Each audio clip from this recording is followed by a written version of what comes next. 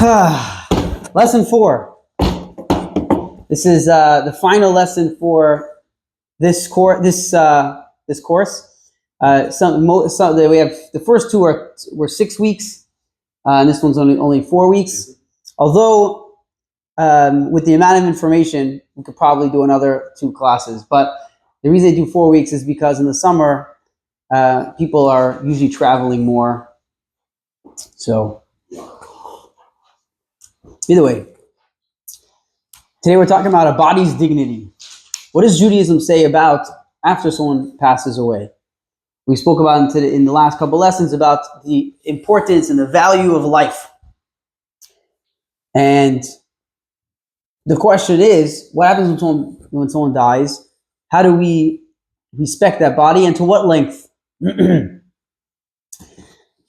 was a guy, he gets in a taxi, and the taxi driver is driving him to his destination. Along the road, on the drive, the man in the back, the passenger, he wants to tell the taxi driver to pull over for a second. He wants to run in to one of the stores and just grab something real quick.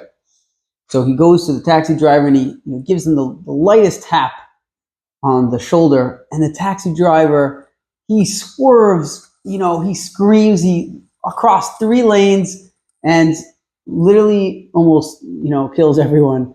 After he regains his composure, the passenger says, I apologize, I didn't know you were so sensitive to a touch. The taxi driver says, no, it's really not your fault. Today is actually my first day as a taxi driver. And for 10 years, I was driving a hearse.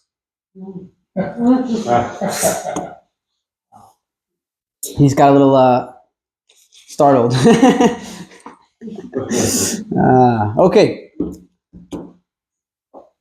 So as we do in a lot of our classes, we like to give a case study.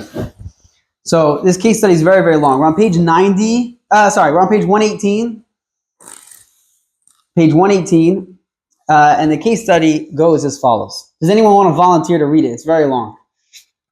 Yeah? Okay, there's a bunch of words that I don't know how to pronounce in there either way. So go ahead. Try to do it loud so that everyone, we could all hear you. In the anatomy lab at the University of North Texas Health Science Center in Fort Worth, medical students interact with what some consider their first patients, dead people who, more often than not, choose to donate their bodies to science through a willed body program. They provide the repetition that leads to confidence for students who will one day treat living patients. But about 1 in 4 cadavers belong to those the county calls unclaimed people, whose families couldn't afford or chose not to provide funeral services, or those whose next of kin could not be located. Not only has the program saved Tarrant County hundreds of thousands of dollars in its first 3 years alone, it has provided a more diverse donor pool from which students can learn. Texas law requires each county's commissioner's court to care for the bodies of people who can't afford funeral arrangements. An Attorney General opinion in 2000 noted the language allows the county to donate the body to a medical facility.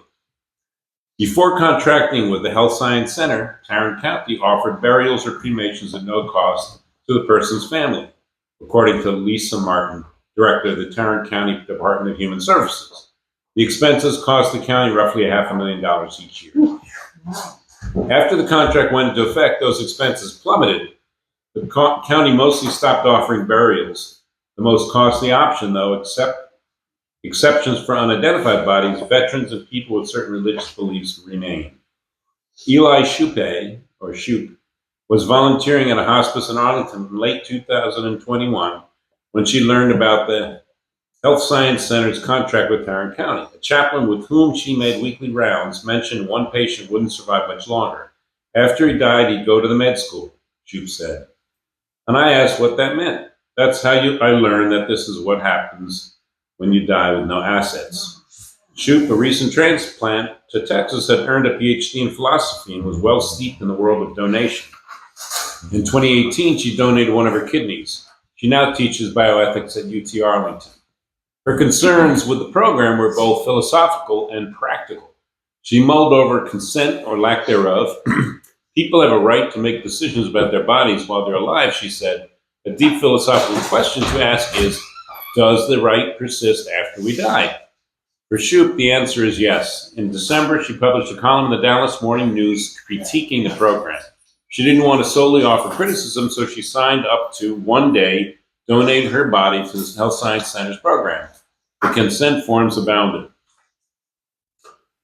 If they think it's important for me to sign all these consents, clearly they think the fact that I'm making this unpressured, autonomous decision to give my body to them is important, she said. So why do they not need these same consents for someone who has just happened to have nothing when they died? Alternatives exist. In 2016, New York banned the use of unclaimed bodies as cadavers. The state's medical schools said they would fill the gaps by expanding their program for private donations. Closer to home, Bexar County provided a simple, respectful, and dignified service for people who can't afford them. Furthermore, some medical schools around the country have decided to avoid cadavers altogether in favor of virtual anatomy tools. At a minimum, Shoup said, programs like this one at the Health Science Center can make informed decisions about what a person with no assets or next of kin likely would have wanted. For example, the majority of Americans now prefer cremation to burial. But you said a vanishingly small number of people choose to donate their whole bodies. So the more ethical path is to err on the side of caution.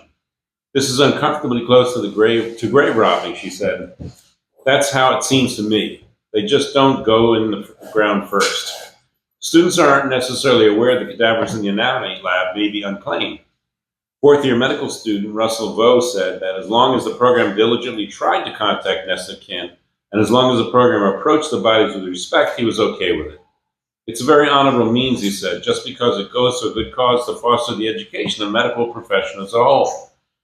These are life-saving things that the students are learning and doing, Claudia Yellett of the Health Science Center said.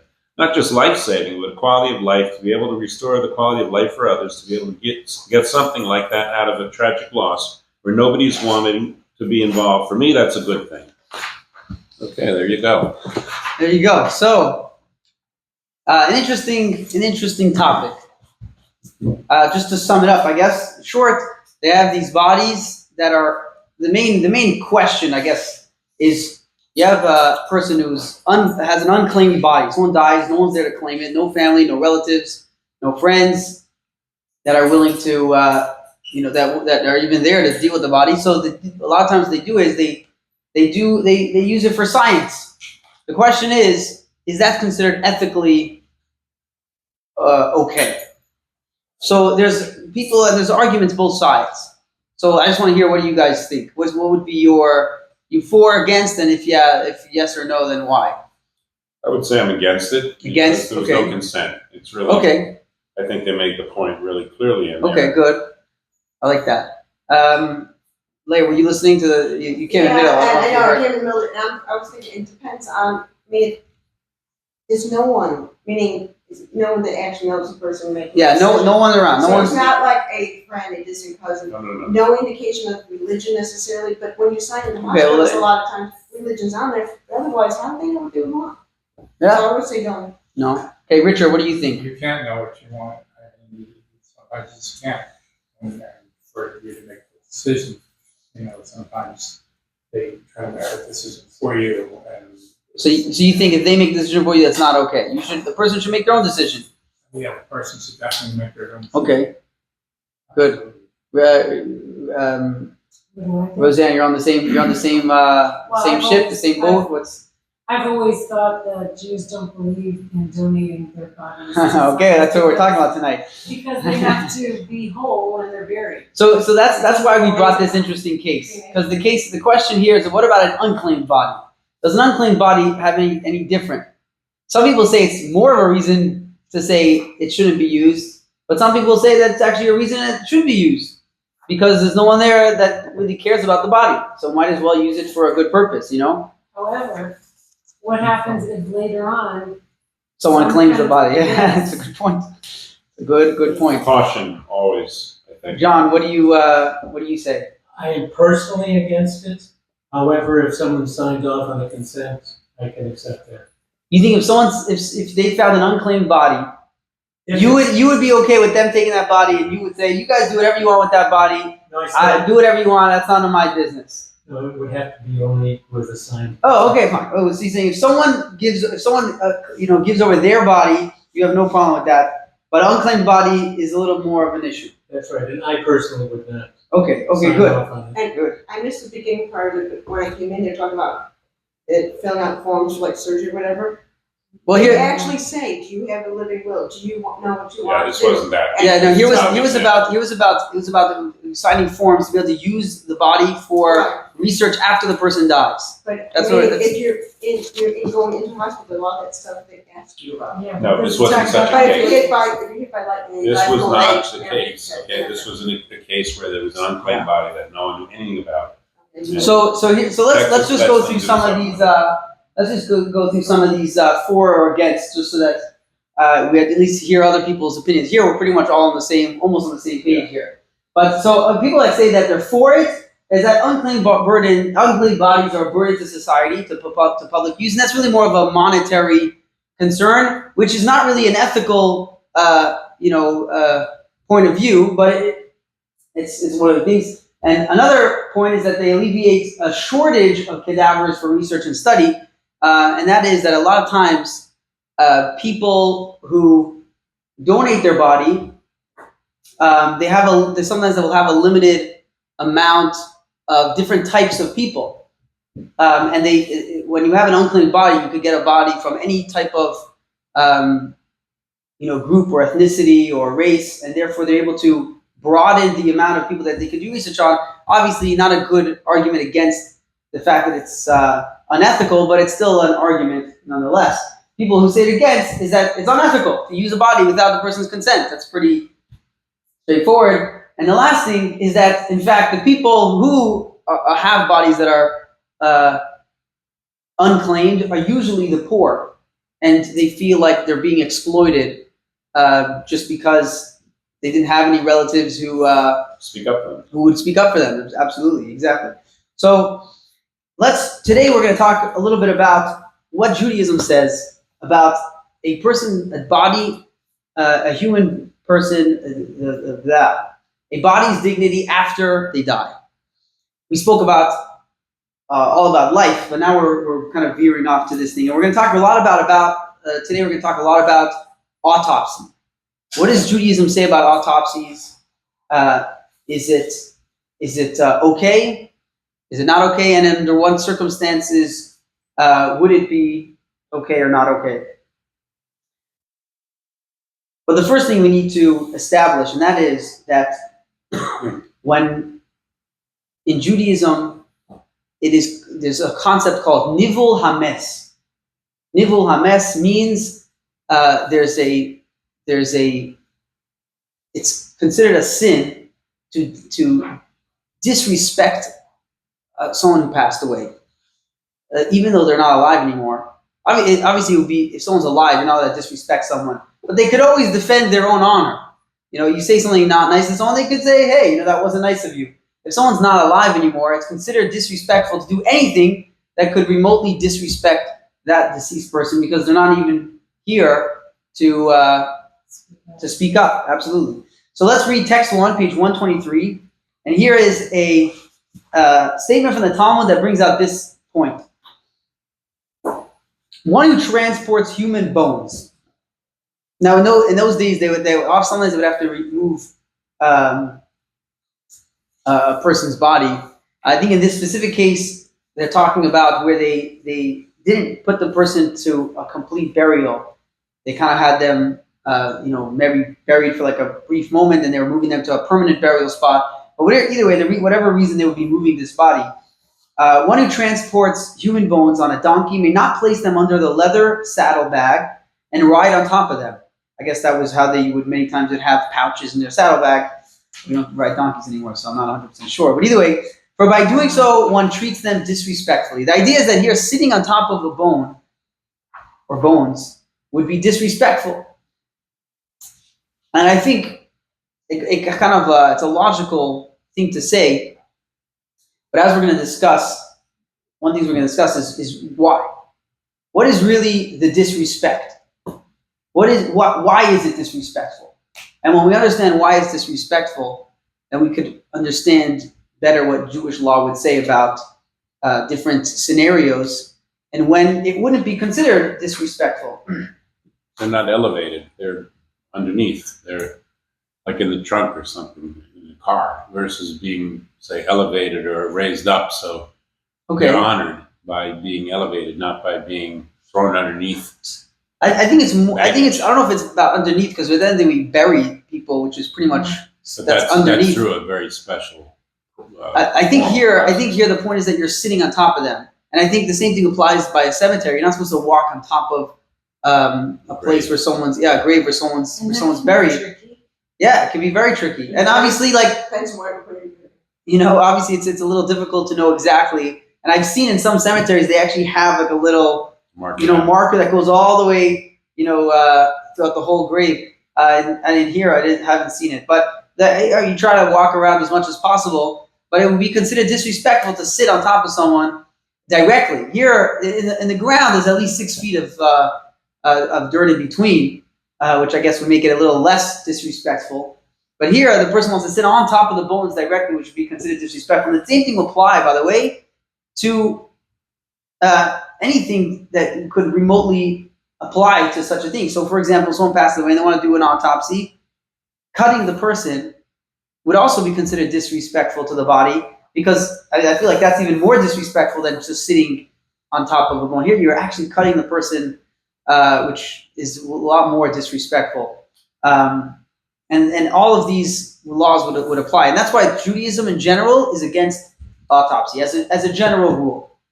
In other words, people want to do an autopsy for no reason, or not no reason, or for whatever reason they decide, unless there's a major reason, which we'll talk about some exceptions to that rule. But the general rule in Judaism is that autopsy is not considered respectful, and therefore is not allowed. But if the law says we don't know if someone killed them or not, then you go by the law, right? I mean, that's one of the exceptions. If we repeat that again, if there's a question of why someone died, and the law says we need to find out. there's no law. Okay, so okay, we'll talk. You think the law of America says we need to find out? Okay, yeah, we'll talk about that. Oh, okay. We'll talk about that a little bit.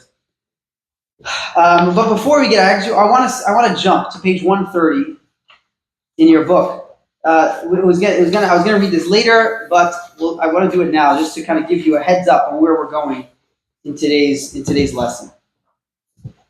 Page 130, text 6a. We're going to read text 6a, 6b, and text 7. Text 6a is from the same exact Talmudic passage we just read, and it says as follows. The Talmud, after the Talmud talks about not sitting on bones, the Talmud continues. Just as human bones must be handled respectfully, so must the Torah scroll.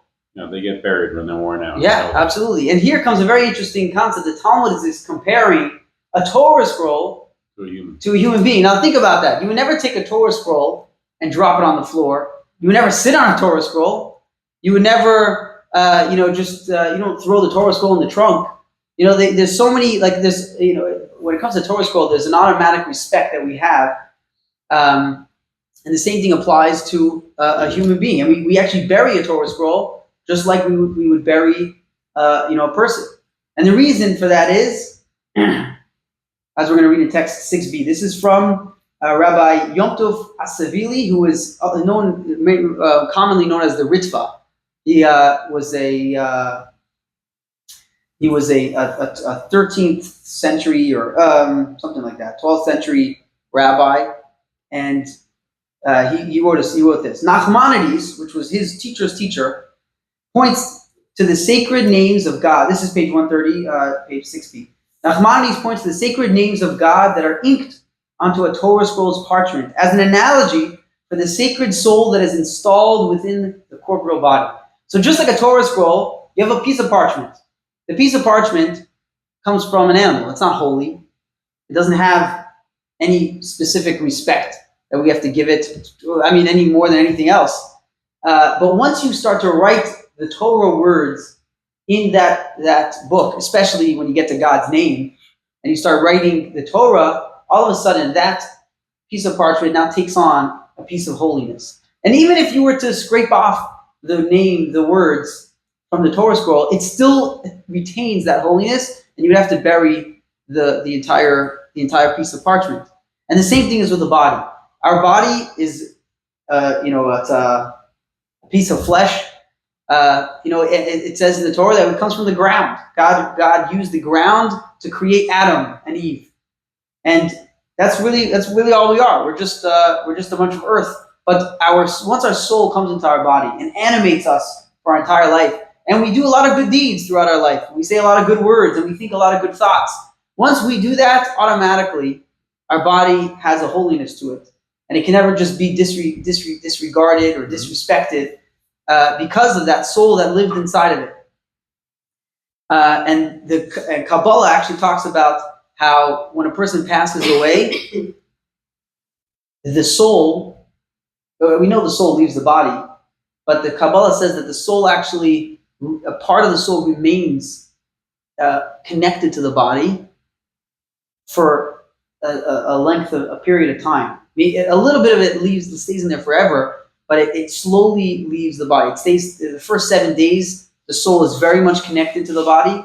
The next 30 days is another period. 12 months is another period. And then for the rest of eternity, the soul is always connected to that body just a little bit. And that's why we visit a grave site of our loved one on a yard site or even or if we're in a cemetery, we want to go visit. It's always nice to visit because the soul of that person is very much connected to that body forever. So when it comes to just disrespecting a body, it's always important to remember that we're not just disrespecting someone's wishes, as we saw. We're talking about something sacred here. There's something sacred to the body that's very holy. And I want to read text 7. You want to say something? I have a question.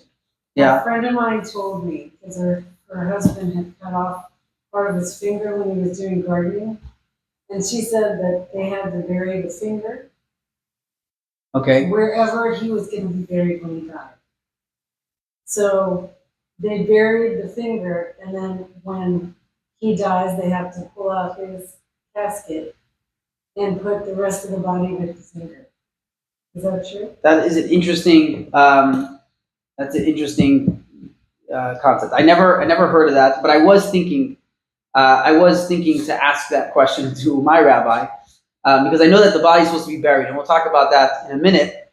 But my question was, what happens if someone loses a part of their body? Yes. Do they need to bury that as well?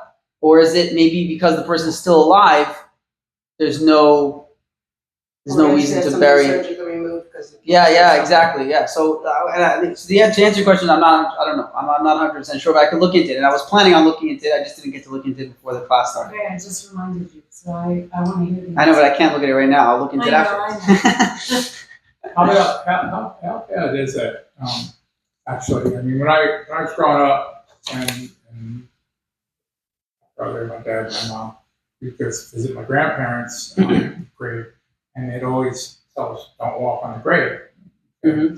And but it was a large cemetery, and lots were probably like this, and there was a lot of room to walk around. However, now there's not a lot of room anymore. No. My parents are buried at Florida Cemetery. Okay. It was military cemetery, so the plots are small, and it's.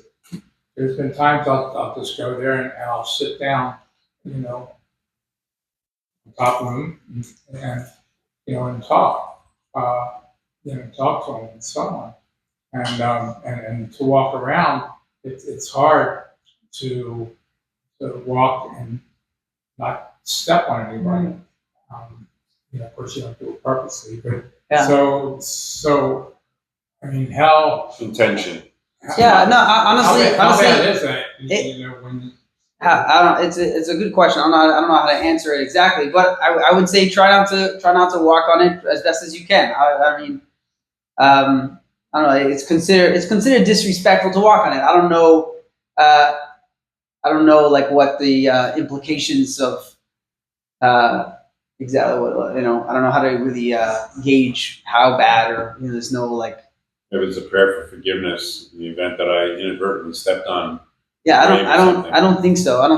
I mean, but either way, let's read text 7 just to finish this point.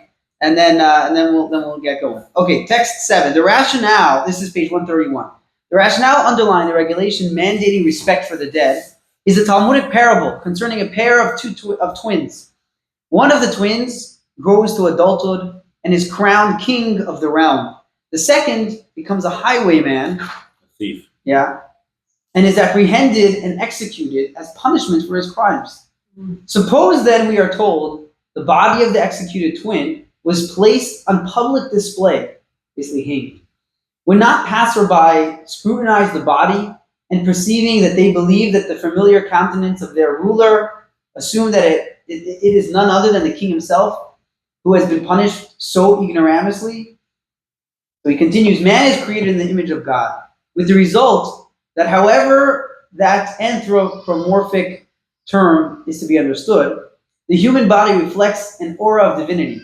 Just as the king is dishonored in the dignity meted out to his twin, God is dishonored in the dishonor of the divine image associated with the human body. So as we said earlier in previous lessons, that God created man in the image of God. God created man in his image. And therefore, by disrespecting a person, you're actually, in a way, disrespecting the king. You're disrespecting God. So it's just the interesting points to keep in mind as we begin today's lesson. Any other questions before we start? I always find that sometimes the laws are kind of like you don't want to disrespect people, so you don't. If you go to the length of not disrespecting someone who's already died, then you're more likely to not disrespect the living. That's a good point. I don't know Yeah. if that's in there somewhere, but I always thought, Yeah. well, we're going to respect animals. Absolutely. Animals, you're probably going to respect, but then you're probably going to respect people, and then you probably respect God even more. Yeah, absolutely. So the question that came up to mind, that came to a rabbi. This is a rabbi. He lived in Germany in the. He was born in 1798. His name was Rabbi Yaakov Ettlinger, and he was posed a very, very interesting question. Okay, text 2. Here's the question. Now I want to point out that autopsy in Judaism is considered to be not allowed. Here's the question that he received. Page 124, we're going back a couple pages. Text 2, page 124. So here was a question. Rabbi Yaakov Ettlinger, he writes as follows.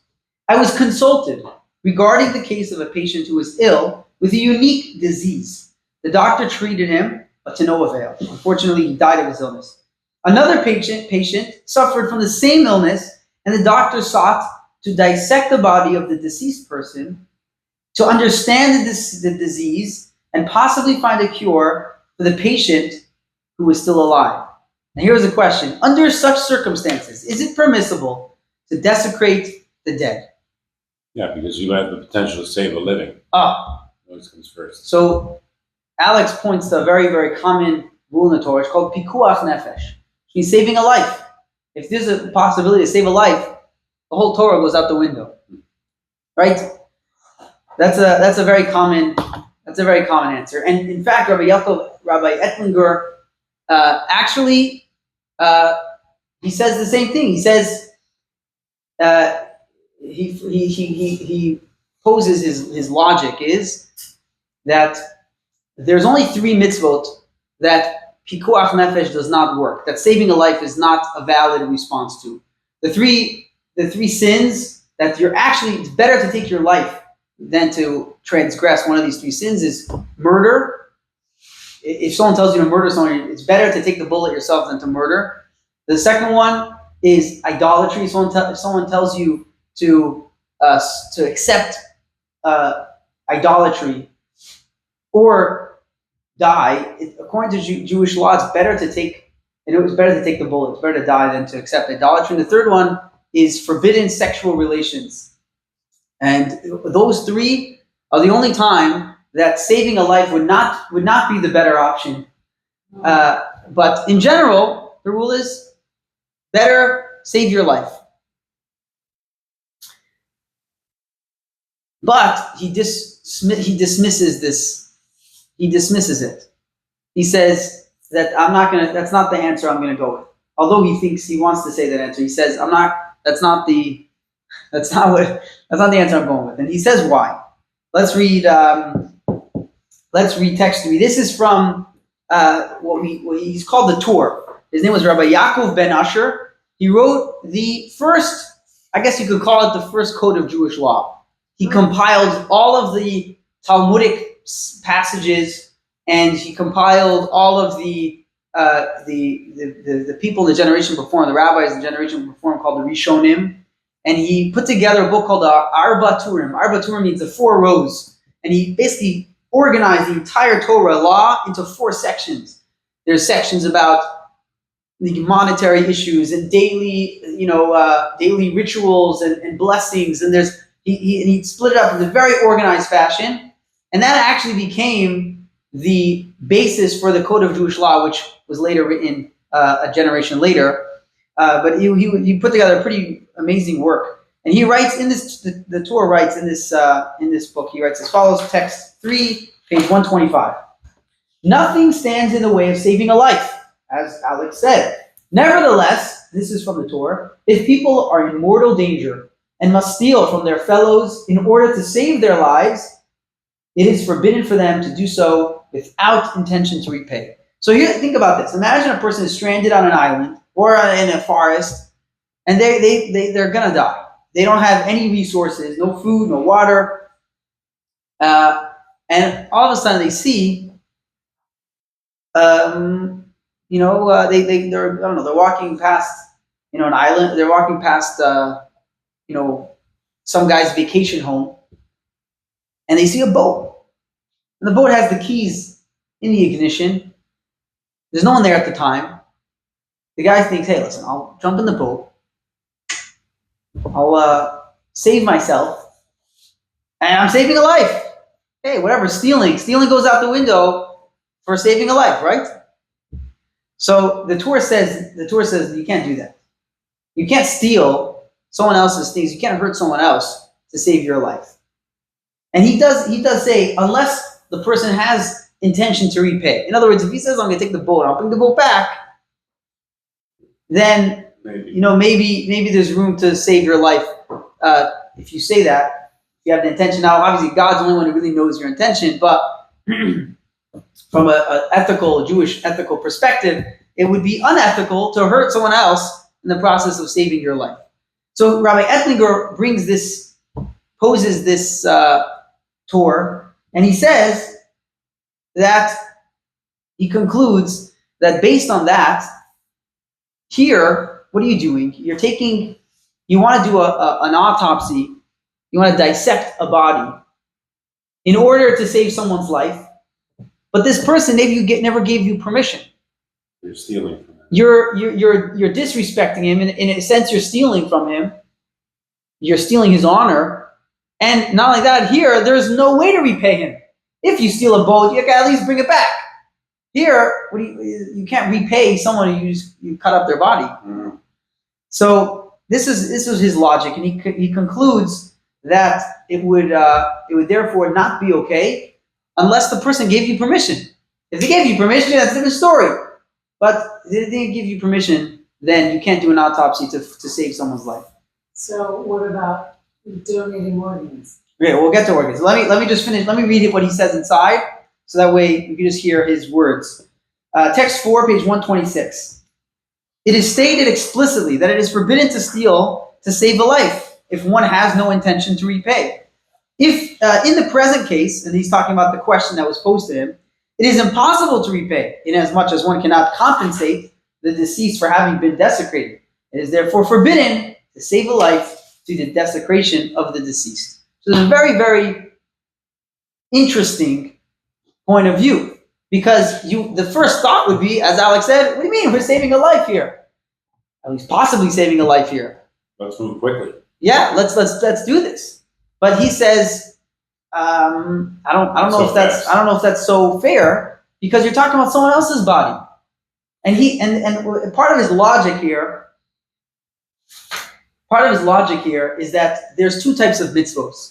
There's what we call mitzvot that are between you and God. For example, Shabbos. God says there's a mitzvah to keep Shabbos. But that's between you and God. Right? So if if someone's life is on the line, God says, let's push Shabbos to the side and go save a life.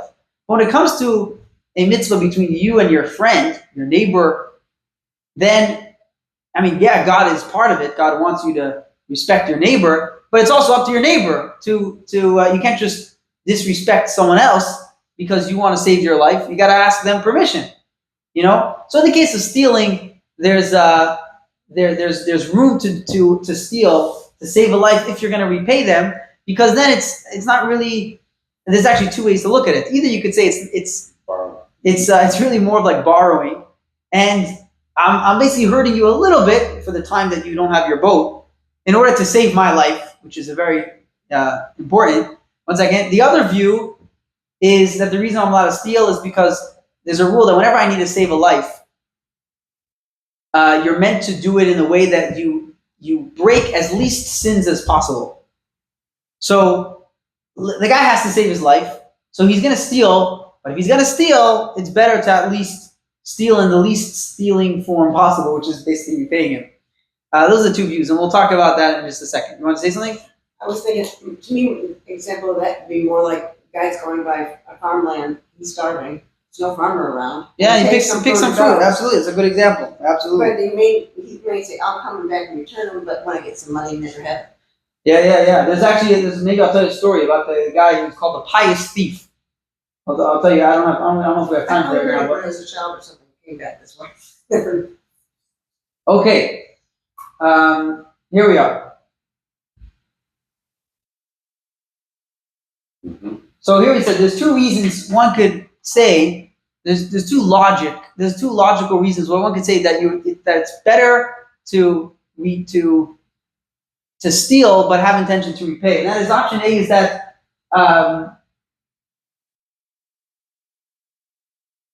that the reason you can't steal is because you can't hurt someone else to save your life. That's not considered an ethical viewpoint.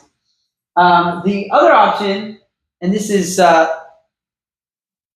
would be saying that I could steal as long as I have intention to repay, and that is that if I have to violate something, then I'm going to violate it at least in the most minimalistic way possible. This is all the opinion of Rabbi Ettlinger. Oh, actually, okay.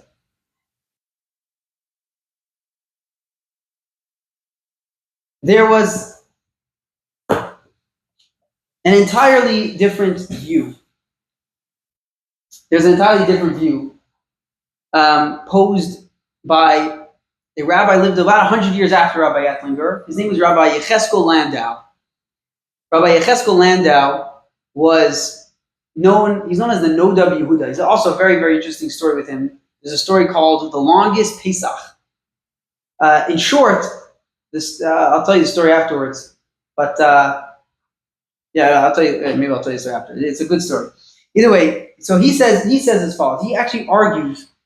So someone asked him a similar question about autopsy, and he actually gives the same answer as Rabbi Ettlinger, that it's not allowed, but for a very different reason. And based on that very different reason, you can understand his view and his way of understanding the entire issue with autopsy in Judaism, and you could actually understand where it would be allowed. According to Rabbi Ettlinger, he said it's not allowed. Why? Because you're like stealing. It's not exactly stealing, but it's like stealing in the sense that you're hurting someone else to save yourself, right? But if the guy gives permission, there's no problem, right? So let's read Rabbi Yaakov Landau. Here was the question. The question was as follows. Before we read text 5, page 128, here was the question that was posed to Rabbi Landau. An individual in the London Jewish community fell ill with urinary bladder stone.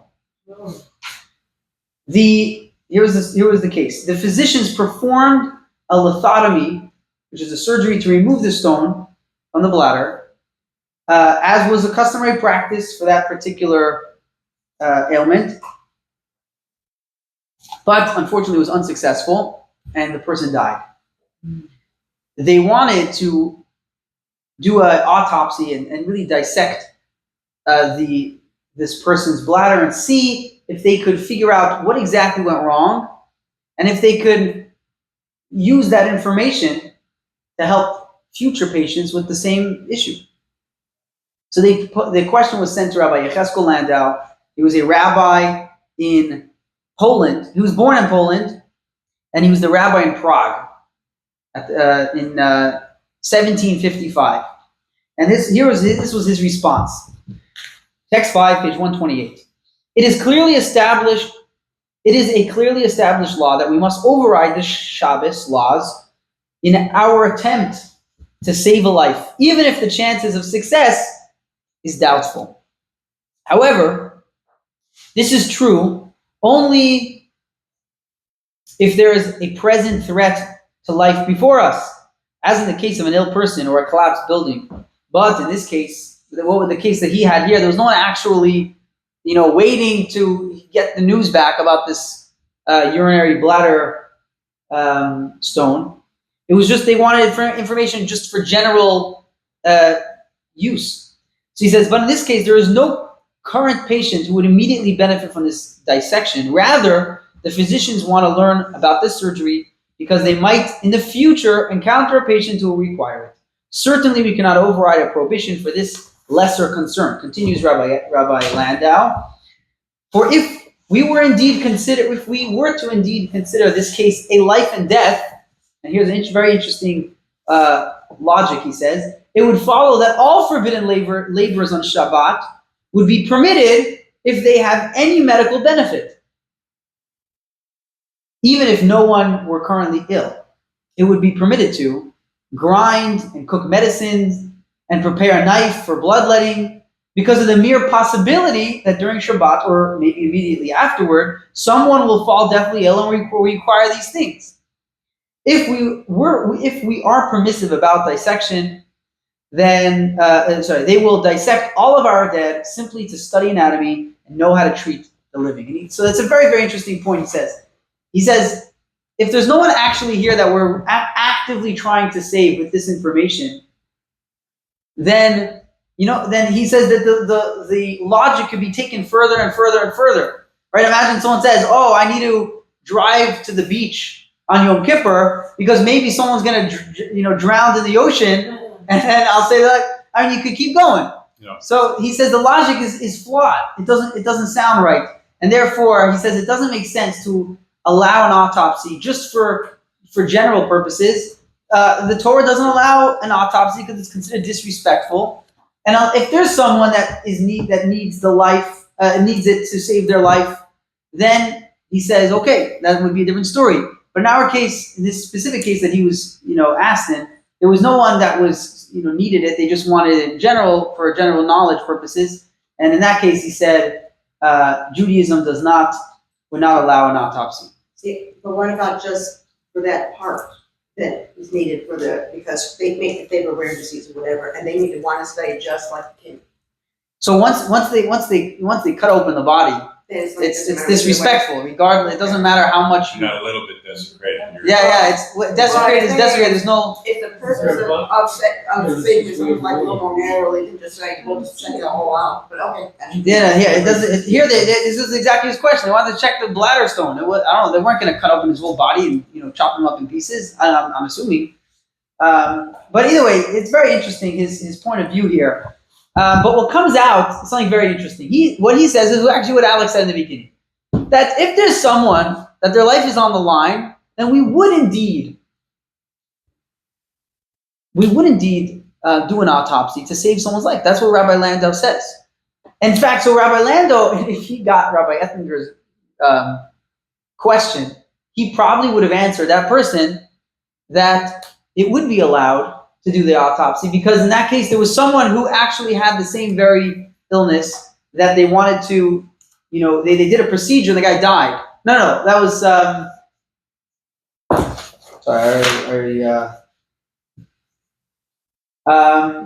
he had a unique disease and the doctors treated him and he died of his illness, and they wanted to dissect him in order to see there was someone else who had that very illness, and they wanted to see if they could use that knowledge to save the other patient. In that case, Rabbi Landau would say, Torah law would allow an autopsy. Now here comes the thing. We're gonna kind of pit them against each other here real quick. Rabbi Ettlinger and Rabbi Landau. Let me just catch up here. So we had the theft theory, which was Rabbi Ettlinger, and he said that you're not allowed to hurt your fellow in order to save a life because I need my friend's permission. Desecrating a body is worse than theft because I can never repay. I can never have intention to repay. So here comes Rabbi Ettlinger's view. He said that the deceased, if the deceased consented to the autopsy, and by the way, even if there's no life on the line, Rabbi Ettlinger would say it can be performed regardless of whether there's a life on the line or not. Because it's your body, and it's like theft.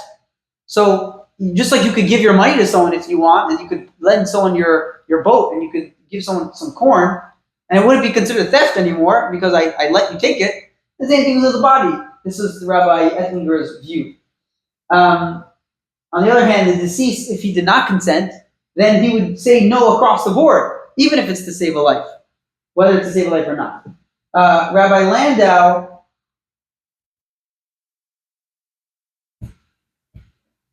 is what we're going to call the sanctity theory. He takes an entirely different view, and this is what we said at the beginning of the class, that the body has a certain holiness to it. And that holiness is meant to be kept and respected as much as possible. And the only exception is what we call pekuach nefesh lifanenu. Lifanenu means we have someone right in front of us who needs this information in order to save their life. If that person's not here, then it's not considered saving a life. And he used the logic of saying that maybe we'll be able to make medicine on Shabbat. Maybe we'll be able to start sharpening knives on Shabbat because maybe we're going to need to take someone's blood, or maybe we'll need to give them some medicine. And then you could take that logic. It's a slippery slope, exactly. So he said that the only time that that Torah would allow an autopsy would be as if there's vikuach nefesh lifanenu. Lifanenu means before us. There's saving a life right here, right now. Otherwise, it's not considered, or they call in English, a clear and present danger to life. That's actually these wording is actually used in some of the Supreme Court laws. Not just the name of the movie. So here comes some differences between Rabbi Landau's view and Rabbi Ettlinger's view.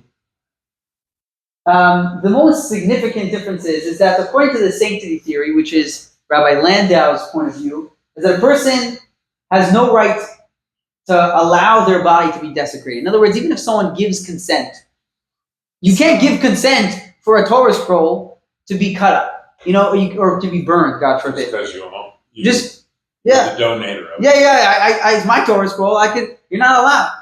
You can't. In fact, it's actually there's a lot of rules that have to do with the Torah scroll. Even if it's your Torah scroll, and I own it full, I paid for it, I wrote it myself. Even there's rules of how you're meant to keep it. You're not supposed to just leave it in your house. You're supposed to have it in the synagogue, in an Aron Kodesh, in a holy ark. There's a lot of rules about it. And the same thing with the body. You can't just say, "Oh, it's my body. I'll just I'll give consent to do whatever they want to it." But the sanctity theory would say that's not okay. The theft theory, on the other hand, would say consent.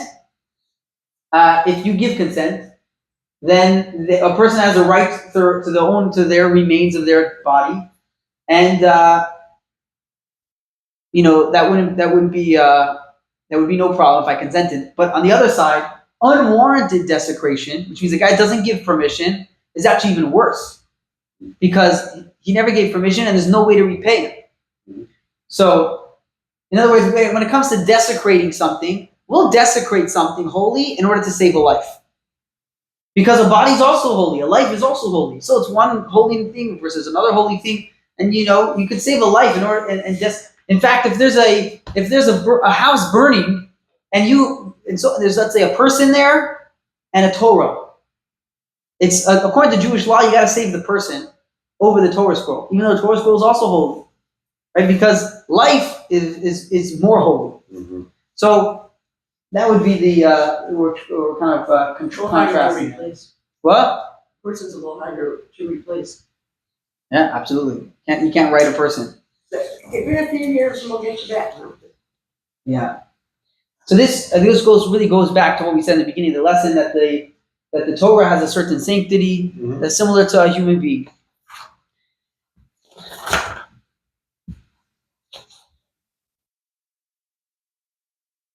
Okay. So what happens when it comes to saving a life? Here's the exception, or some of the exceptions to the rule. That is, when it comes to saving a life, what would both of these views say? So the sanctity theory would say any prohibition is suspended, including desecration, when it comes to saving a life, right?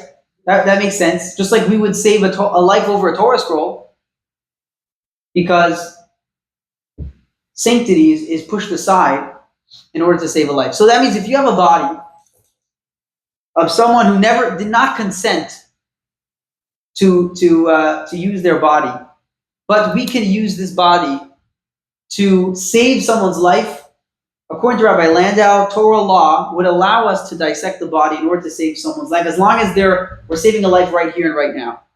In other words, as long as there's a life right here, right now, then we would be able, Torah law ethically would be able to do the autopsy to save someone's life. On the other side, the theft theory is that saving a life doesn't override a lack of consent. Two very, very different views on how you look at the reason for why disrespecting a body is wrong. It depends on how you look at it. Do you look at it because it's sacred, or do you look at it because it's not yours? And it would be very different than how you would see the exceptions to that rule. Okay. So I'll review again. Rabbi Landau, he says that the deceased, if he consented to having an autopsy, then it could be performed if it's saving a life. But if you did not consent, then if it's saving a life, again, no problem. But if it's not saving a life, then he says you're not allowed to across the board, because unless you have someone who's saving a life, it would be considered disrespectful to do the autopsy. Okay, and he says consent is irrelevant. Yeah, okay, went through all this. Now we come to a very, very interesting point here, and that is the next question we have to discuss. And here we're going to introduce some laws, halachic laws that you may or may not be familiar with. Some of them you probably will be familiar with, some of them you may not be familiar with, but we're going to introduce some interesting things on how some other concepts that we have to plug in here when it comes to an autopsy. Rabbi Landau said that if someone's life is at stake, we would be able to do an autopsy. The question is, what's considered saving a life? How do we define saving a life? So let's just give a couple examples of things that we know for sure would be considered saving a life, just so that we are on the same page here. Let's say you have two people, or let's say they did an experimental treatment trial, and they gave a bunch of people with cancer a drug, and they started giving the drug, and people that were part of this experimental treatment, some people died from the drug. Now, there's a lot of other people that have that drug. Because we want to save a life, according to the Torah, at least according to Rabbi Landau's point of view, you would be allowed, according to the Torah, to do an autopsy on one of these bodies that died, to try and see the effects of this drug, in order to save all the other patients that have just taken this drug as part of the experimental treatment, because all these people are considered lifanenu. They're all considered right, even though they're not necessarily right here in the room. In other words, saving a life for someone right here and right now doesn't necessarily mean right here. They could be across the world, but as long as it's now, it's considered saving a life. Another example would be that in Philadelphia there was a convention, 1976, where several hundred members of the American Legion were afflicted with pneumonia-like symptoms. Legionnaire's disease. What? Legionnaire's disease. Yeah. Legionnaire.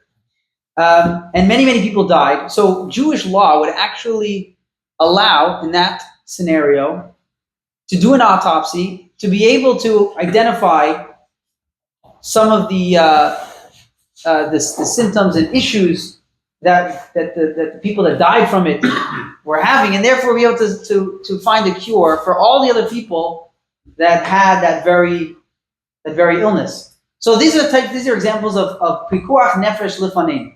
There's someone who's right here. We could save their life right here, right now. Right? Those are examples. But here's an interesting, Okay. After they do the autopsy or remove a piece of the body that is rotten, by removing the piece of the body, the person lives. So, like a gangrene foot, would they bury that foot? So you asked me this earlier, and I don't know the answer to the question. I have to look into it. I don't know. I know that once someone dies, every part of their body has to be buried, and we're going to talk about that in a second. But I don't know about what happens if someone's still alive and they lose a part of their body. Does that also need to be buried? That's what I don't know. I'm not 100% sure. I can find out for you. Okay. And I'll find out right after the class. It's simple. I have a lot of books here. Okay. The other question is, when they do the autopsy, do they bury the cut up body? If they do an autopsy, in other words, if Jewish law would allow an autopsy in certain scenarios, they would need to bury every part of that body. In fact, I know a rabbi lives in Coral Springs, Florida, who they was someone who they needed to do an autopsy, and Jewish law, in fact, allowed for an autopsy, and he had to go there To be with the body, and he watched the autopsy, and he made sure that they put everything back in the body bag, including towels that had blood on it. Wow. He made them put everything back in the body bag, and they buried everything that they looked at. So that's part of burial. We'll talk about that in a minute. But either way, here's an interesting question, and that is,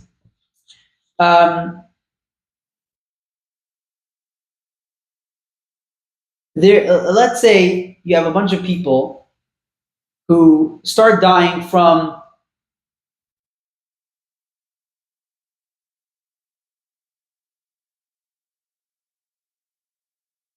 dying from appendectomies, which is a surgery performed on thousands of patients, usually with no risk, or low risk, I should say.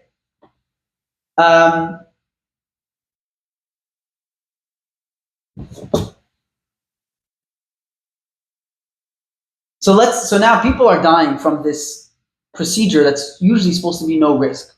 So they want to start dissecting some of these patients that went wrong and figure out what's going on. What are they doing wrong here? Now the question is if there's no one in the hospital at the moment with this very issue, the question is, can they do this autopsy? And the reason why we would say yes is because it's so common. Because it's such a common thing people come in for, maybe it would be considered lifanenu. In other words, there's definitely someone going to come in the next day or two with the same issue. So would that be allowed according to Jewish law? So let's read text 8, page 133. This is from Rabbi Dr. David Blythe. He writes as follows. Yeah, I know, right? And actually, rabbis are often not that kind. Yeah. Although the existence of presently afflicted patient is an obvious instance in which suspension of halachic strictures is warranted, It is by no means the only example, and he goes on to say as follows. In many outlying settlements in Israel, there is but a single qualified healthcare provider in residence, usually a nurse. Not infrequently, an emergency occurs on Shabbat, and in order to monitor the patient's condition and administer interim medical care, the nurse must accompany the patient in the vehicle, transporting the patient to the nearest hospital. Now, just pause for a second. On Shabbat, it's no problem to go to the hospital if someone needs to go to the hospital, because if you don't, their life could be in danger. And in this case, the nurse needs to go because she's in charge of taking care of the patient. But the interesting thing is here, she's the only nurse of that town. So if someone else has any issue and she's not there, we could have a problem. So he continues. During her absence, there is no trained professional qualified to provide emergency care should any other inhabitant become afflicted by illness or suffer an accident. May the nurse, here's the question, may the nurse ignore Shabbat prohibitions in order to return to her post. So in general, if someone does need to go to the hospital on Shabbat, they're meant to stay in the hospital until after Shabbat is over, and then they come home. In fact, my wife actually has been to the hospital because last pregnancy she had some issues on Shabbat. She went to the hospital and she stayed in the hospital the entire time until Shabbat was over, and then only after Shabbat was over she went home. And that would be, and even if they tell you there's nothing wrong, oh, you're all good, you're still not allowed to leave because, getting in a car, driving back home is violating Shabbat, but now you're not doing it in order to save a life. So you would have to stay there. The likelihood that a child in any specific family will become afflicted with a life-threatening illness on any given Shabbat is extremely remote, right? You can't say that she's going to go back because maybe someone will get hurt. Like, that's not really so, so frequent. Hence, the mother's preparation for that eventuality cannot be categorized as an act of pikuach nefesh, saving a life. However, when past experience points to a significant likelihood that one person in a large population of individual will be stricken in such a manner, a number of rabbinic decisors have ruled that the statistical probability of the occurrence of such an event is sufficient to warrant the nurse's return to her post. In effect, present awareness of the statistical probability of impending danger renders the danger itself present in nature. So it points a very, very interesting concept here, and that is that the nurse would be allowed to go back home if there's someone in that town that statistically has a very high chance of needing some sort of care. So let's say you have someone older who's actually needs a nurse, or would maybe likely need a nurse on a daily basis. In that case, she would be allowed to drive back home, even though she's not coming for any specific danger. She just knows that because she's maybe needed there, and there's a high chance she may be needed there, she would be allowed to go back home. And he says many rabbis have ruled that, and that I think makes sense. So in that scenario, back to our case over here, where we spoke about this case where we had appendectomies, where people come in pretty frequently for this procedure. In that case, at least according to Rabbi Landau, you would be allowed to go in. By the way, Rabbi Landau is the more accepted opinion. Not many rabbis follow Rabbi Ettlinger, although some do in certain scenarios. Most rabbis will follow Rabbi Landau, who says that for saving a life, you're allowed to do an autopsy. So according to that, if you have a statistically high reason that you may be saving a life, according to Rabbi Landau, you would be allowed to. There's another concept which I want to point out. It's called a virtopsy, which is a virtual autopsy, which is that it's more of a recent thing where they're able to do like MRIs and X-rays and other using different cameras and stuff, and basically check the body to see what the cause of death was, or other violating, without actually cutting the body, without actually violating or disrespecting the body. And according to Jewish law, everyone would agree that is allowed, and if needed, if they need to do an autopsy, and that would be the best thing to do. Although it's not as effective, but it does definitely do a lot of the work and a lot of the job. But could you perform that on a Saturday? Who? Could someone go through an MRI or a CT scan on a Shabbat? Alive? You're saying, let's say if I want to go for, Alive, yes. it would depend if my life is in danger or not. If my life's in danger, then 100%. If not, then wait till after Shabbos. Do it on Sunday, or Monday. There are no guarantees. What's no guarantees? Our life is always in danger. No, that's what I'm saying. You can't say your life is always in Can't do that danger. slippery slope. That's the slippery slope. It has to be either a high chance that your life is in danger, or an active situation that someone's life is in danger. You know, there's no, once you start to take the slippery slope of maybe something will happen, you know, then, you know, we'll have to deal with that when it happens. And most of those aren't done because you're about to die kind of thing. It's done because you're in excruciating pain, or you might have, you know. Yeah, but they have ways to deal with pain. No, I'm saying it's an MRI is not necessarily the thing that will do, because they'll save your life right before the weekend. Yeah. But Either way. his point is that can be done on a dead body and still reveal information that could be of value. Yeah. That was all we were. Yeah. Yeah. Okay, so another interesting concept in halacha in Jewish law would be a biopsy, which is where they're not actually cutting up the body. They want to take either cells or a sample of blood or fluid to test. And according to Jewish law, most people would say that's not an issue because you're not actually disrespecting the body, and it's something that is done on people who are alive all the time.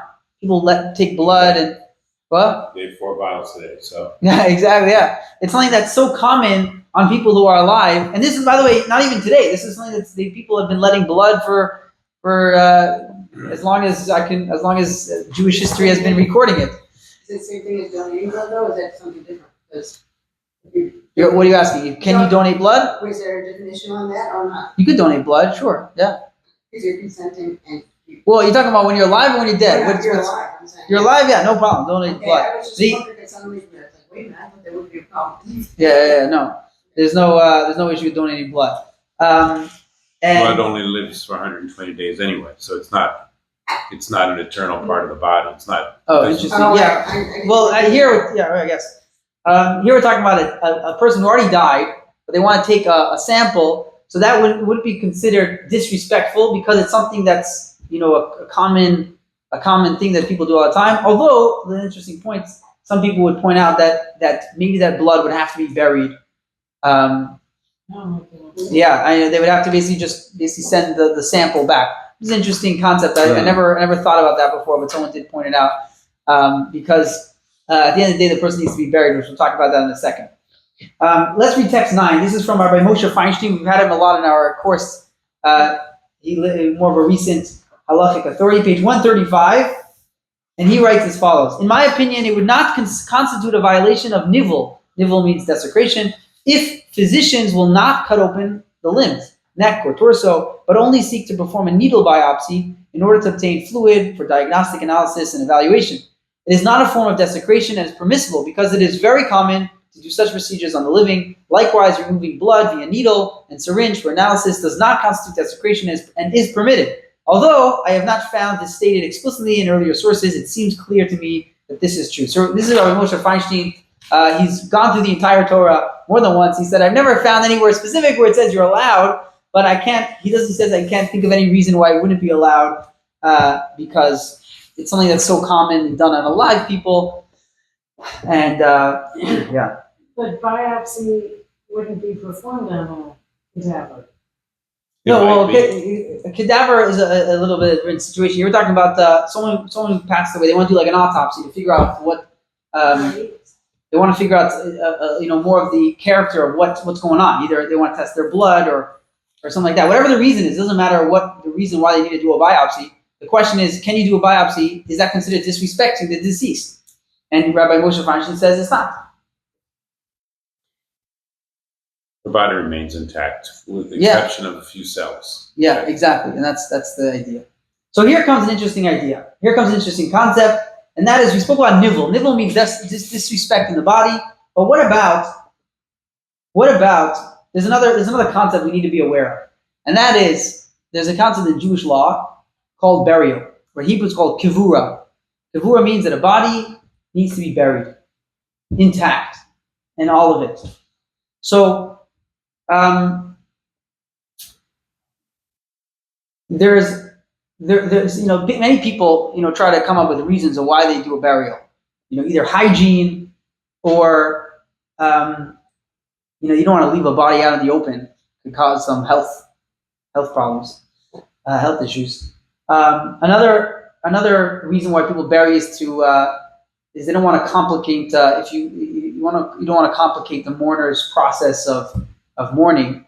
Having a burial kind of creates a certain closure for the people who are mourning. It could also, in Jewish law, cause issues with ritual purity. When a person, a dead body has an impurity to it, that if someone's in the same room as a dead body, or any other structure, or tent or something, it can cause people to be impure. Today, it's not as common to worry about it. But either way, these are all good reasons, nice reasons, but that's not the main reason. The main reason why we bury a body is because, as we said earlier, it's holy, and holy things need to be buried. Let's read text 11, page 137. The Rambam tells us something very, very interesting. Jewish law tells us we have to bury a body, and we go to very, very great lengths to do so. Text 11, page 137. If the deceased had instructed that they not be buried after their death, we do not obey, because we are commanded to bury our dead, as the verse says, you shall bury them on the same day. So here Rambam points out something very interesting. That is, if you have someone, a guy, tells his kids, I don't want you to bury me. Whatever the alternative is, cremate. Whatever it is, either cremate, or they put people in the walls, or I don't know what they do, a lot of weird stuff, throw them in the ocean. Yeah, they do a lot of interesting things. But either way, the point is, he says, I don't want you to bury me. According to Jewish law, if those kids go to the rabbi and say, what do we do? Jewish law would say, Ignore it. Ignore the father's wishes, even though, here's a very interesting point. According to Jewish law, there's a mitzvah to follow the wishes of the deceased. In other words, if someone who's about to die says, I want you to hang my red flag in my front yard, there's a mitzvah in the Torah to follow what he said and hang the red flag in the front yard, even though it sounds silly, like whatever, I don't know. Why do we do that? He's not even alive anymore. Who cares? But according to Torah, it's a mitzvah to follow his wishes. But burial is so important in Jewish law that even if the father says, or the mother, whatever it is, the person deceased says, don't bury me, we still bury them, because it's really important.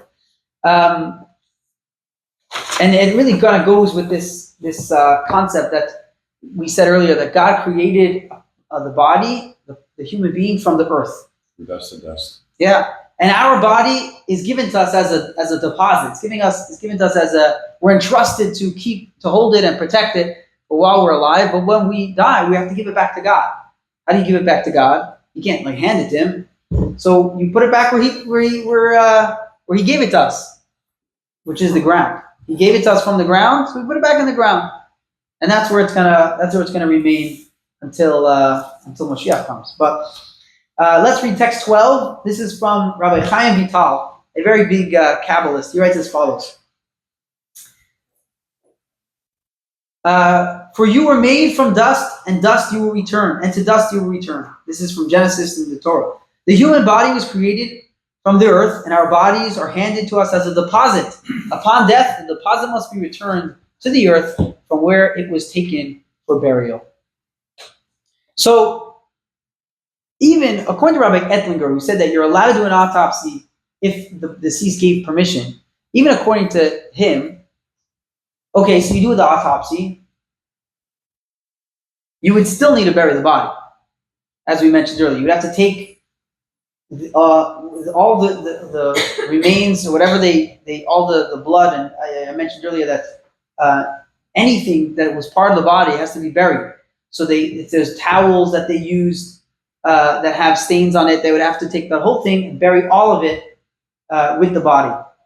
Okay, so then I have a question. Yeah. About the victims from the October 7th massacre. Yeah. Where the babies were beheaded. How do they get all that together to bury? That's what it If is. the parents, Let me just tell it to you straight. They did. They had a group called there's a group in Israel called Zaka, Zaka, and their entire job is to make sure people get a proper burial. They went to the places that were massacred on October 7th, and they buried everything. They buried full cars because sometimes some people were burned in their cars, and you can't start pulling. You can believe they did every possible thing. So They- you don't want to know how yeah, they did it all. they buried full cars, full cribs, and they had to bury everything because in Jewish law everything has to be buried. And as you're asking, how do they do it? I don't know. They figured it out. It's pretty Very hard, very tough. yeah, very very tough. But that's what it's part of the respect of the body is that it goes back to where it came from, and they did whatever they could to make sure that everyone. Did they bury the parents with the baby together? I don't think they usually bury people together unless they have to, but They take their time to figure it out. It's like a puzzle, I'm sure. Yeah. A horrendous puzzle. uh, Embalming victims, and when the Jerusalem bombings and things bust off, they had to do the same thing. yeah. They buried the whole bus? No, they If you they want- dissect and they reassemble. It's a horrendous process. If you want to see a podcast or watch an episode that will make your stomach turn, I don't. there's a podcast on YouTube called The Meaningful People. Most of their podcasts are very, very beautiful. The Meaningful People podcast, they take meaningful people and they interview them. And it's a very inspirational podcast. I love it. I listen to them all the time. And they interviewed right after October 7th, I don't know, a month or two after October 7th, they interviewed one of the head guys of Zaka, who was in charge of burying people, and he gives his view on what happened. He shares a lot of insight, and it's not something I would recommend watching unless you could, unless your stomach can take it. But definitely very eye opening. Either way, text 13, page 139 is from Rabbi Yehuda Meir Shapiro. He was actually the one. You ever heard of Daf Yomi? Yes. You heard of Daf Yomi? Daf Yomi. Never heard of Daf Yomi. Daf Yomi is a world global initiative that this Rabbi Meir Many Meir years Shapiro. to go through, right? Yeah. They go through the entire Talmud every single. They go through the entire Talmud every 7 years. They learn 1 page a day, and it takes 7 years to finish the entire Talmud. So Rabbi Yehuda Meir Shapiro was the one who started this initiative, and it kind of took a while for it to really take off. But now there's many thousands of people that maybe probably more than that, tens of thousands of people. In fact, they did a completion of the Talmud in 2019, and they filled In the stadium. MetLife Stadium in New York, or whatever that is. They filled the stadiums. Tens of thousands of people came to celebrate the last completion page. of the Talmud. Yeah, exactly. And they started again, 2019. Now they're halfway through the Talmud again, and they'll finish in it takes 7.5 years or something. So, anyway, this is this Rabbi Yehuda Meir Shapiro, page 139, text 13. He writes as follows: even those opinions that tend to be more lenient regarding the question of desecrating the dead would agree that there is no permission to provide bodies to the medical schools in Poland. We have obviously they weren't burying the bodies. We have done an investigation into the protocols of the prosectorium, however you say that, and have learned that many of the limbs of bodies donated to these medical schools are never buried. Some are scalded, some are stored in containers, and some are branded with numerals. The Jerusalem Talmud states, when the Torah commands bury them, it is instructing us to bury the entire corpse. This informs us that if part of the body is left unburied, it is as if no burial has occurred. Wow. So, yeah, this just goes to show how important it is to bury a body. And the reason why it's important to what we're saying today is that even if you say an autopsy would be okay, it's important to note that a burial still has to happen. And it's important. And it's just an important detail that could easily be overlooked. Because a lot of times you think autopsy means you dissect and then whatever, I don't know, throw it out when you're done. But you can't just throw out your tweezers or throw out the towels or everything has to be collected and buried properly because that's how you respect the body, and that's what the Torah commands us to do. Another interesting detail, besides for the fact that you need to bury the body, another interesting detail is that even if you say that an autopsy would be okay, and even if you could bury the entire body, even if you would bury the entire body, there's also another concept which is called not leaving the body for an extended period of time.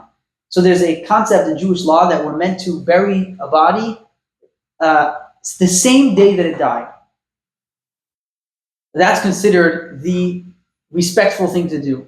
It's considered disrespectful to leave the body in the open or whatever. Whatever, I don't know how they store bodies, but however it is, without burying it for longer than a day. There are scenarios where you could do longer than a day, which we'll talk about in just a second.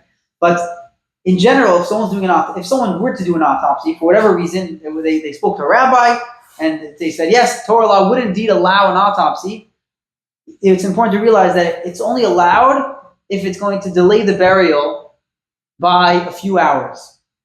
But if it's going to delay the burial by days, it poses another issue, which is called, I guess we'll call it not to tarry the body, not to leave it. But it can't be done over the Sabbath. What was that? Autopsy can't be done over the Sabbath during Chabad. Autopsies. Yeah. You're saying about when they're done. They can't be done over the Sabbath, correct? I would. Done it all. I would. What? If I would. they've done it all. Yeah. Again, in general, autopsies are not allowed. I'm saying if they are done, they wouldn't be done on the Sabbath. I would assume so. Mm-hmm. I don't think there would be a reason, unless the only other reason I could assume they would do it on Shabbos, if there's someone that's right here that they need to save his life, and they need to do the autopsy right here, right now, to save his life. So then Shabbos will go out the window. I guess in general, we don't do things on Shabbos unless there's a reason to save someone's life. That's the general rule. But yeah. So let's take a look at text 14, page 140. There's a verse in Koheles, or in English they call it Ecclesiastes. I'll call it Koheles. This is the Jewish version. Koheles says as follows. This is a verse. The dust returns to the earth as it was at the start of creation. And the spirit returns to God who gave it. This is talking about someone who dies. It says the dust returns to the earth, and the spirit, the soul, the spirit, returns to God. Now, this is from the Medrash. Medrash points out that the verse talks about first the body is put into the ground, and then the spirit goes to God. Isn't it the other way around? First the soul goes to God, then you bury the body? First the person, it almost sounds like we're burying a live person here. You bury the guy, and then his soul goes up. Sounds a little off. So the Medrash points something very interesting. He says, when does the spirit return to God, who gave it? When the dust returns to the earth as it was. So here comes a very interesting concept, and that is that the soul, as we mentioned earlier, is connected to the body even after it dies, but the soul does not find its complete rest until the body is buried. So delaying the burial of the body delays the soul. Absolutely. When you say rest in peace, you're talking about the soul. You're not talking about the body. The body's resting just fine. We're talking about the soul. We want the soul to rest in peace. But in order for the soul to rest in peace, the body needs to be buried. And only once the body is buried can the soul rest in peace. So what ends up happening is that if you wait to bury the body, the soul is waiting. The soul is just kind of hanging there, and that's not something that we want to allow the soul to go through. Which is just another interesting point when it comes to these issues of autopsy. So if we go back to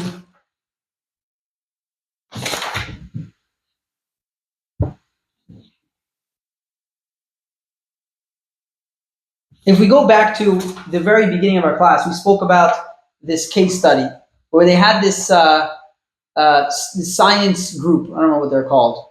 The health something science, health, whatever. Health science. It doesn't really matter what they're called, but either way, they would take these bodies and they would do research on them. The question is, what would Judaism say about this group, or about the autopsies in general? So I think it's pretty clear that unless there's someone we're saving their life right now, autopsy wouldn't be allowed, right? When it comes to an unclaimed body, what would the Torah say? Don't desecrate. Same thing. Don't desecrate the body. Because A, there's no one that we're saving right now. And B, even according to Rabbi Ettlinger, he never gave permission. But there's another reason to say that an unclaimed body is actually even worse than someone who's I guess just never gave consent. Let's read text 15. Something very interesting. Page 141. In the absence, sorry. No, I'm skipping that. Text 16, page 143. Text 16, page 143. This is from the Rambam. The Rambam writes that when a Kohen, which is a member of the high priest family, even the Kohen Gadol, which is the highest priest, the Kohen is from a member of the Jewish priestly family, and the Kohen Gadol is the high priest, encounters a met mitzvah, which we'll define that in just a second. He finds a met mitzvah on the road. He is obligated to become ritually impure for the sake of burying it. What constitutes a met mitzvah, the Rambam says? A Jewish corpse cast along the road with no one to bury it. So here's interesting.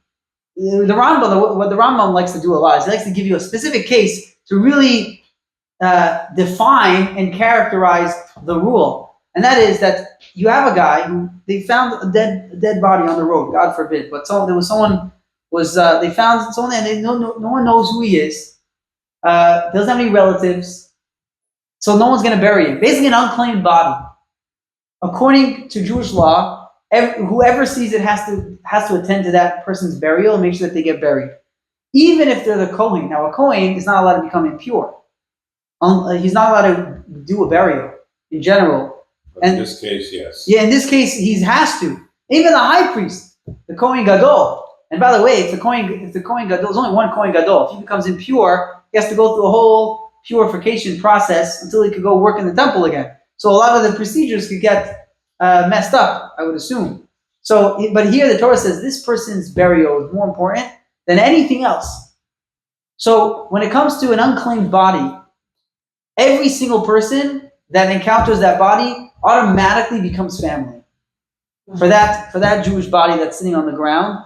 And they would need to make sure that just like someone's sibling or child would take care of their parent or sibling's body when they die, this person, he's unclaimed. He becomes everyone's responsibility that bumps into him, and whoever it is, would have to stop whatever they're doing and take care of this met mitzvah. It's met mitzvah literally means a met, which means a deceased. Mitzvah, that's a mitzvah.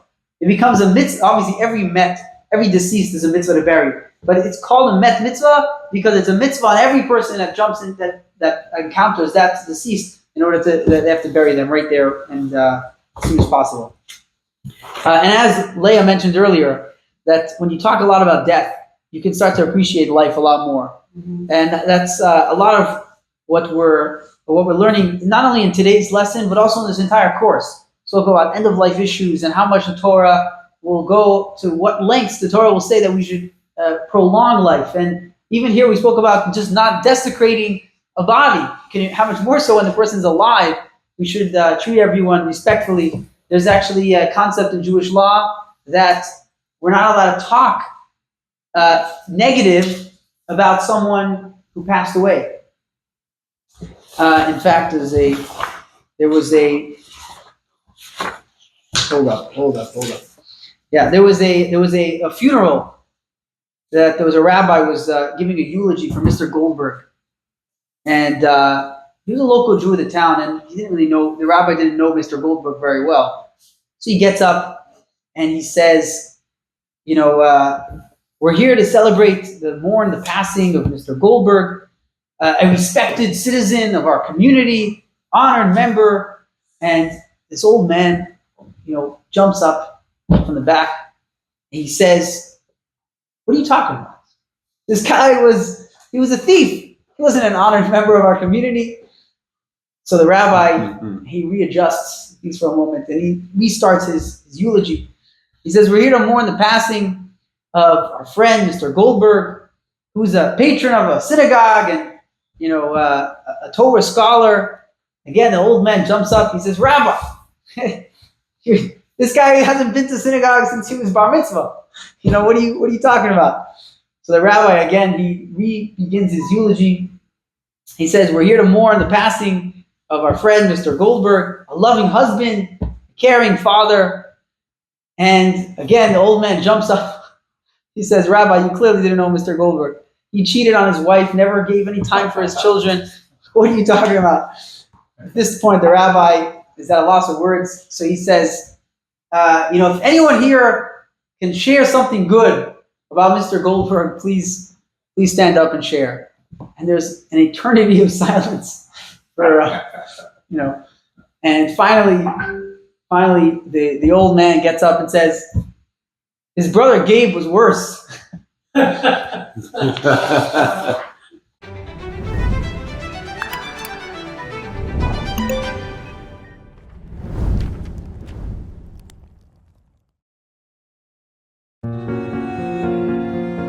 Rabbi Elchanan Zon is an internationally recognized expert on Jewish afterlife care. He has directed the Jewish burial of Queens, New York for over 40 years and is the founding director of a national association that supports and guides rabbis and burial services across the U.S. Judaism considers post-mortem care an honorable duty, and Jewish burial societies are reverently called Chevra Kadisha, meaning the Holy Society. The Chevra Kadisha is that organization in every Jewish community that deals with the people who die and sees that they are taken care of with the greatest respect. Throughout history, these people were the greatest people of their communities. The people involved in the Chevra Kadisha were sometimes the rabbis and the greatest and most pious members of the community. The level of respect that will be accorded to this body if it is cared for by a Chevra Kadisha is on a very different level. The care is done with an understanding that the neshama is present. This is not just a body, this is a person. The soul is there, present with us, and concerned to see that its body is treated with care and with the proper tradition.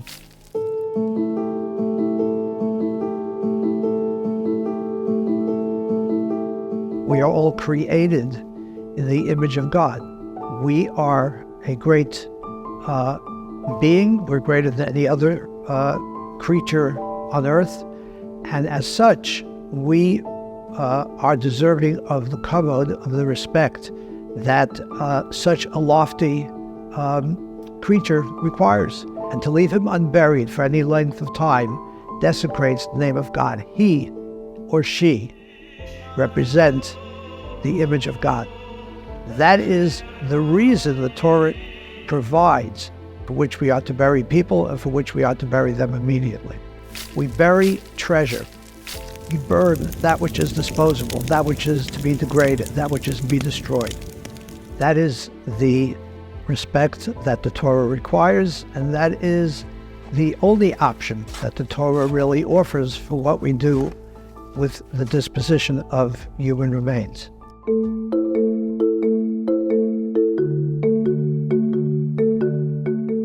The body's return to the earth is actually a form of kapara. It's a form of atonement.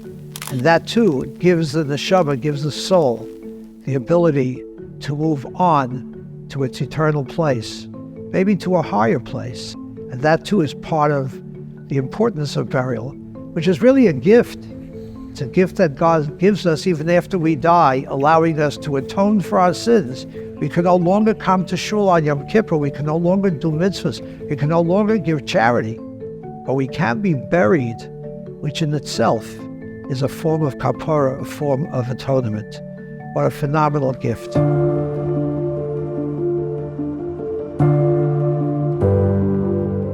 My earliest recollection of death was as a child. There was a Jewish man, there was a landlord, and one of his tenants, who owed him a lot of rent, stabbed him to death. And so I remember as children gathering around this hole in the ground where the Chevra Kadisha with the Burial Society had dug up the earth that was drenched with his blood to bury in his grave. We will break up concrete. We will do anything that is necessary to bury someone. The stories of people in the Holocaust put their lives on the line to see that someone was buried, whether it was in the ghetto and they exposed themselves or whatever it might have been, at potential danger to their lives. Throughout our history, Fura, burial was so important. Look at what Israel will give up today for the body, not only of a soldier, but anybody. Look at what we would do just to bury blood or tissue that is found in a terrorist attack. As mentioned, we have a breaking news story to tell you about. Apparently, a plane has just crashed into the World Trade Center here in New York City. It happened. I remember 9/11. I remember being in the medical examiner's office the day after. We buried the bodies on condition that should other parts be found subsequently, they would be placed in their grave, and we would open the corner of the grave and bury them, sometimes 4 or 5 times, because every part of the human deserves respect and requires the privilege of burial, the respect that burial provides.